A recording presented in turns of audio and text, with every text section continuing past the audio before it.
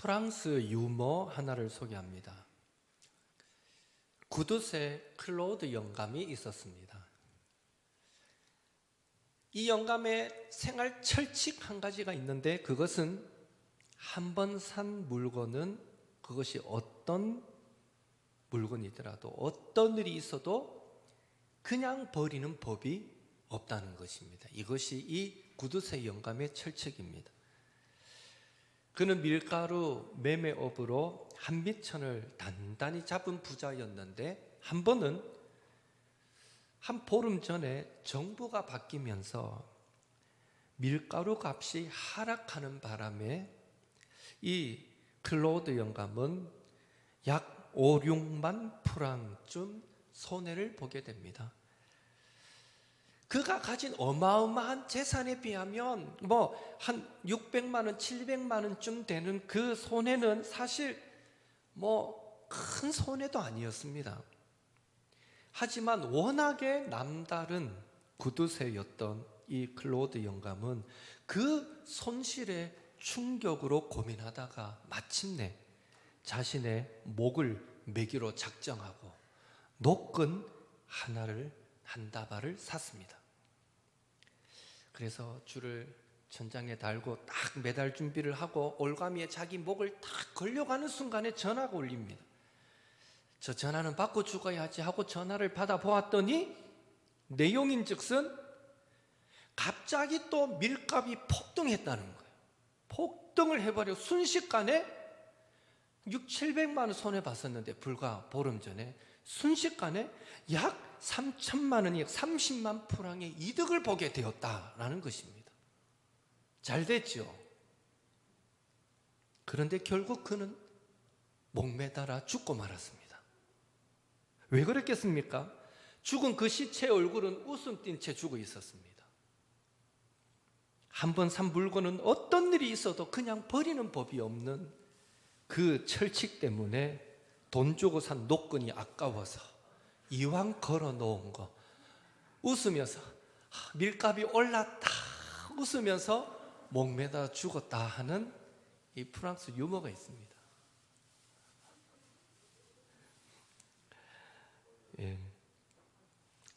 이 유머는 버릴 것을 버리지 못하고 가치의 바른 기준을 상실한 결국은 불행이다 라는 것을 가르쳐주고 있습니다.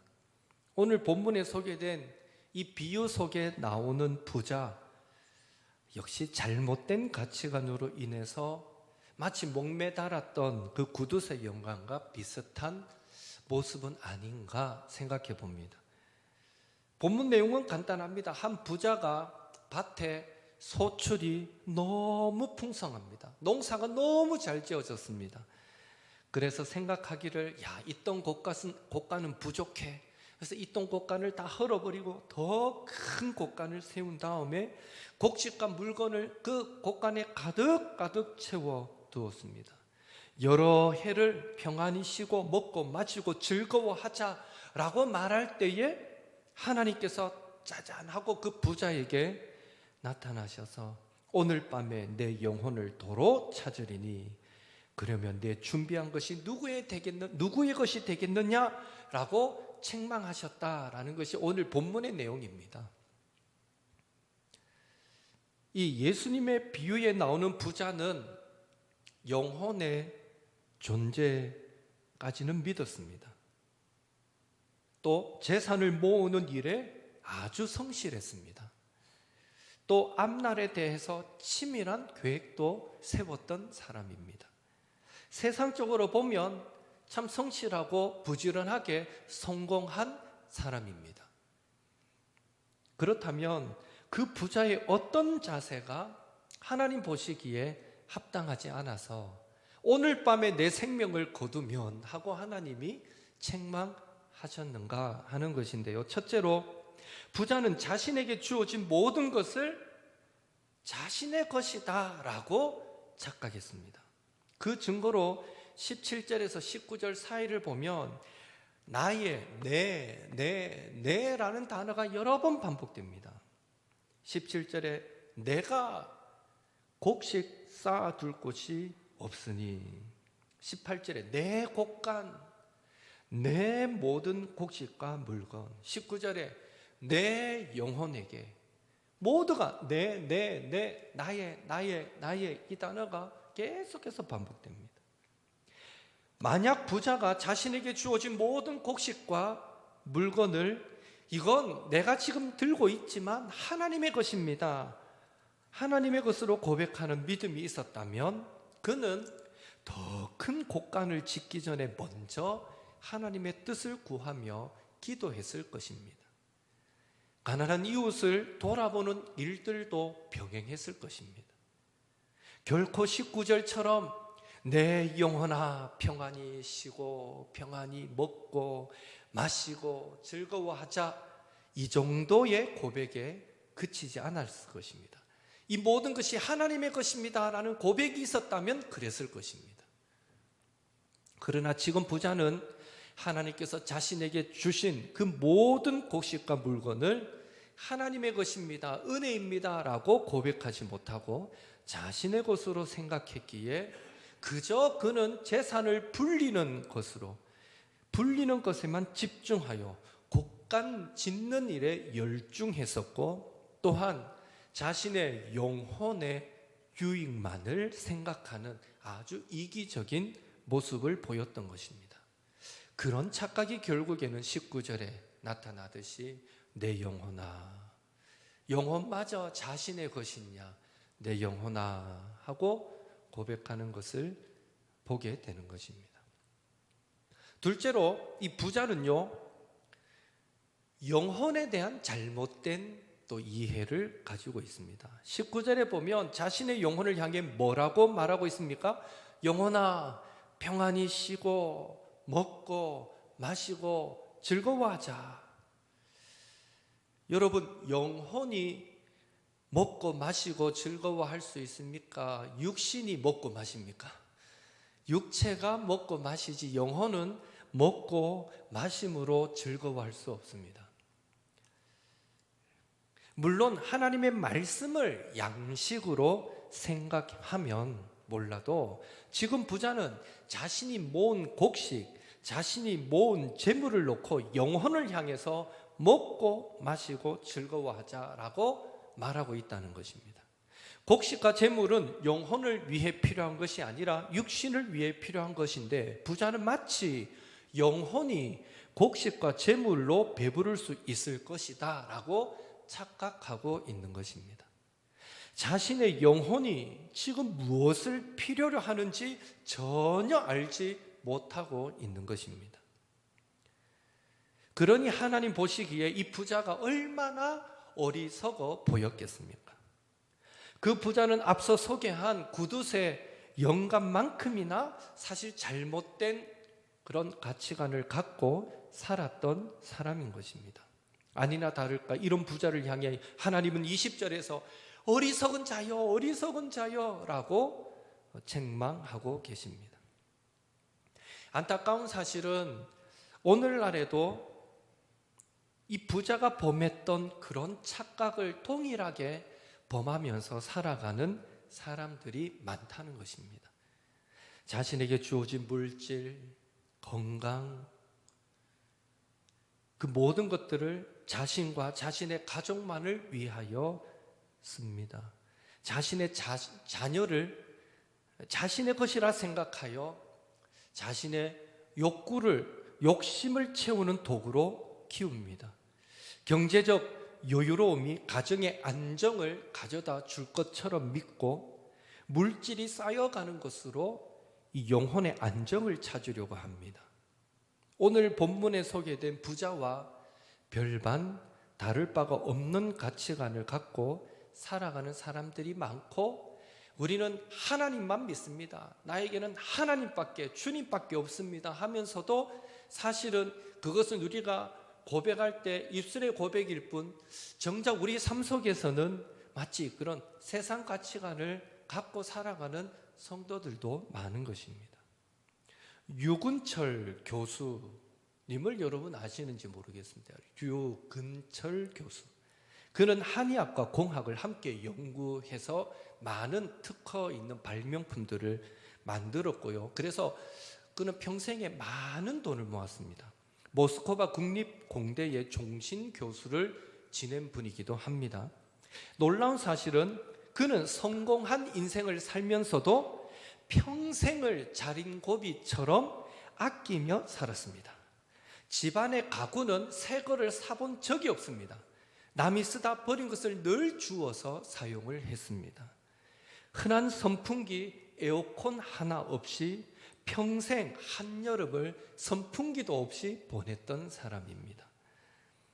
또 3,000원짜리 시장표 넥타이를 쓰고 대중교통을 타고 평생을 그렇게 악착같이 돈을 모았습니다. 그렇게 모은 돈이 얼마였겠습니까? 578억쯤 모았습니다. 2008년도 기준입니다. 578억을 모았습니다. 그는 2008년 82세 때 그 전 재산을 카이스트 대학교에 기부했습니다.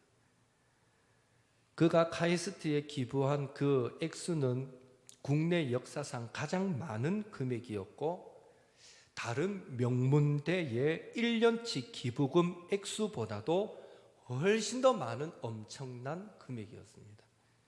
평생을 고생하며 자기를 위해서는 정말 고생하며 모은 그 돈을 한순간에 모두 기부하는 그 이유에 대해서 박사님은, 그 교수님은 이렇게 답했습니다. 전혀 아깝지 않습니다. 이 돈은 내 돈이 아니라 내가 관리한 하나님의 돈이기 때문입니다. 언젠가 하나님 나라를 위해서 하나님의 이름을 높이기 위해서 써야지 하고 그렇게 모아서 한 번에 578억을, 그래서 신문에 기사에 났던 겁니다. 2008년도에. 그리고 한 2, 3년 뒤에 소천하셨습니다. 세상에서 내가 누리는 모든 것이 하나님이 주신 것이며 나는 그저 그것을 관리하는 것이다 라는 이 유 교수님과 같은 이 선한 청지기의 자세가 우리 모든 그리스도인의 자세가 되어야 할 것입니다. 시편 24편 1절도 이렇게 말씀합니다. 우리 함께 읽어보겠습니다. 땅과 거기에 충만한 것과 세계와 그 가운데에 사는 자들은 다 여호와의 것이로다. 이 땅에 있는 모든 것은 하나님의 것입니다 라고 우리는 고백해야 되는 것이죠. 어리석은 부자처럼 자신에게 주어진 모든 것을 자신의 것으로 착각하거나 세상적인 풍요로움이 자신의 영혼에 참 만족을 준다라고 착각하는 성도들이 우리 가운데는 한 사람도 없기를 바라고요. 땅과 거기에 충만한 모든 것이 하나님의 것임을 우리가 인정하고 선한 청지기의 자세로 할 수만 있으면 나누고 베풀며 살아가는 저와 여러분이 될 수 있기를 예수님의 이름으로 축원합니다. 그렇다면 우리는 무엇을 우리의 소유로 삼고 우리의 만족으로 삼아야 하겠느냐라는 것입니다. 우리는 어리석은 자를 향해 책망하시는 하나님의 음성을 통해서 그 답을 생각해 봅니다. 20절 한 번 더 같이 읽습니다.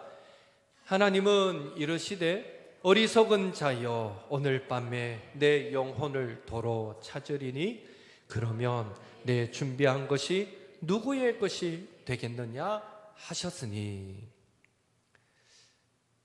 이 말씀을 통해 한 가지 확실히 알 수 있는 것은 우리의 생사화복을 주관하시는, 우리의 영혼을 주관하시는 분이 전능하신 하나님이시다라는 것입니다.